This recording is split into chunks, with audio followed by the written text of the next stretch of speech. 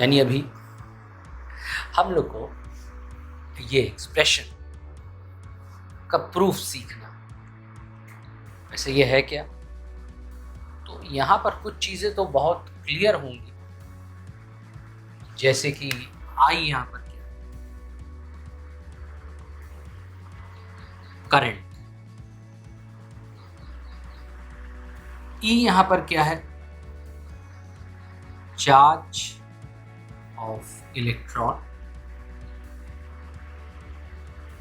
Electron A, area of cross section. V D, एक दो नहीं, इसकी बात वी डी यानी ड्रिफ्ट वेलोसिटी।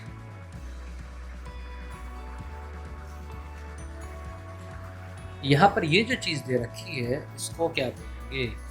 इसको हम लोग बोलते हैं नंबर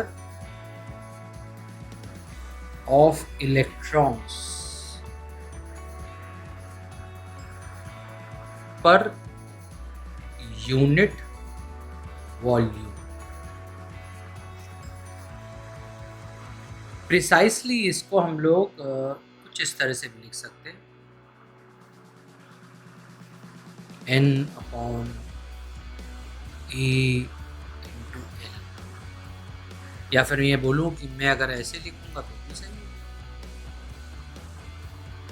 तो मैंने लिख दिया N is equal to N, जहाँ पे वॉल्यूम जो होगा वो होगा एक वायर का, जहाँ पे L जो है वो लेंथ, और किसकी लेंथ है? एक वायर की। इतनी ढेर सारी चीजें हैं, इसको हमें इस फॉर्म में रखना है। तो चलिए, जब हम वायर की बात कर ही रहे हैं तो वायर बना लेते हैं। इलेक्ट्रॉन इधर आ रहा है, इसको आप लोग बोल सकते हो ए, यानी एरिया ऑफ क्रॉस सेक्शन। और यहाँ पे मैं वर्ड यूज कर रहा हूँ क्योंकि ऑलरेडी यहाँ पे हमने लिखा हुआ है ड्रिफ्ट वेलोसिटी। तो ध्यान में रखिएगा, ये वो वेलोसिटी होती है अंडर द प्रेजेंस,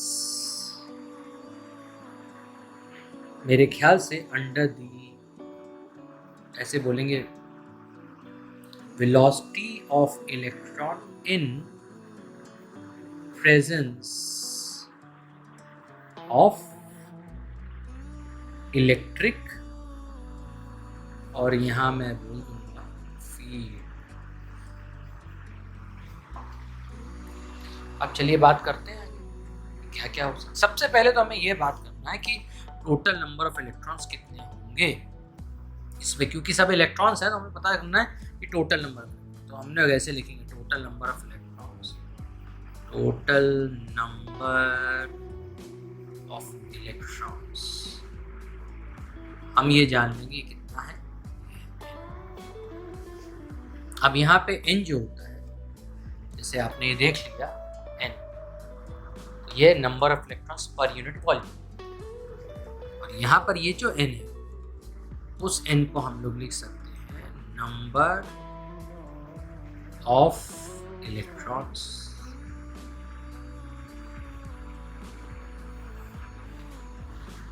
तो अगर इसको हम ध्यान से देखें तो इसको मल्टीप्लाई करते हुए हमें ये मिल जाएगा N, A और L।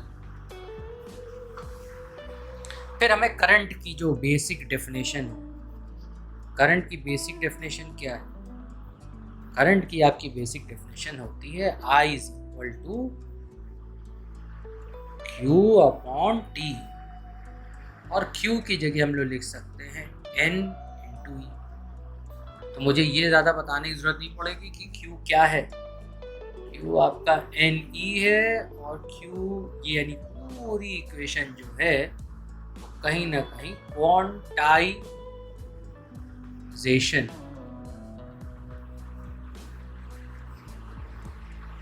ऑफ चार्ज की बात होती है। तो यहाँ पे NE लिख लिया, यहाँ पे T लिख लिया। अब आप जानते हो कि I क्या हो सकता है। I यहाँ पे लिखेंगे N की जगह लिखेंगे NaL, यहाँ लिखेंगे T और यहाँ लिखेंगे T। फिर ये बोला जा सकता है L/T। तो यहाँ पे जैसे हम लोग ने बात करी थी, तो हम लोग यहाँ पे लिख सकते हैं L =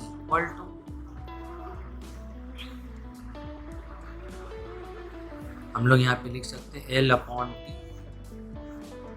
= V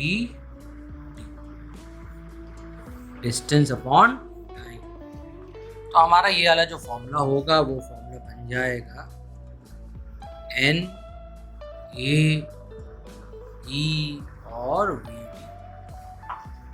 तो हम फाइनली अपने फॉर्मूले को I = NaE और VT। और अगर यही चीज़ करंट डेंसिटी के टर्म से लिखना चाहेंगे तो हम बस कुछ नहीं, सिर्फ धीरे से I/A, ये होता है J। J क्या होगा? J को बोल सकते हैं आप करंट डेंसिटी। तो यहाँ पर क्योंकि आप ये ले आओगे तो J लिखा जा सकता है NeVT। अगर आप ध्यान से देखें तो मैं एक चीज़ तो लिखने में ज़्यादा परेशानी नहीं होगी कि ये फिलहाल कौन सी चीज़ है। माइनस साइन लगा हुआ है, ये माइनस साइन आ गया। अब प्रश्न ये उठता है कि आपके पास क्या डिराइव करना था। 2 डेरिवेशन करने थे, दोनों का ये एक एक्स्ट्रा है, तो इसके बारे में बात कर लो कि करंट अगर इधर जा रहा है तो याद रखेंगे, करंट अगर इधर जा रहा है तो यही डायरेक्शन करंट डेंसिटी का भी होगा, यही डायरेक्शन इलेक्ट्रिक फील्ड का होगा। इलेक्ट्रॉन इधर जा रहा है तो आप देख रहे हैं इलेक्ट्रॉन जा, तो ड्रिफ्ट वेलोसिटी इधर की तरफ चलेगी। ये चीज़ और ये चीज़ दोनों एक दूसरे के विपरीत है। तो इस तरह से हमारा छोटा सा रिलेशन डेराइव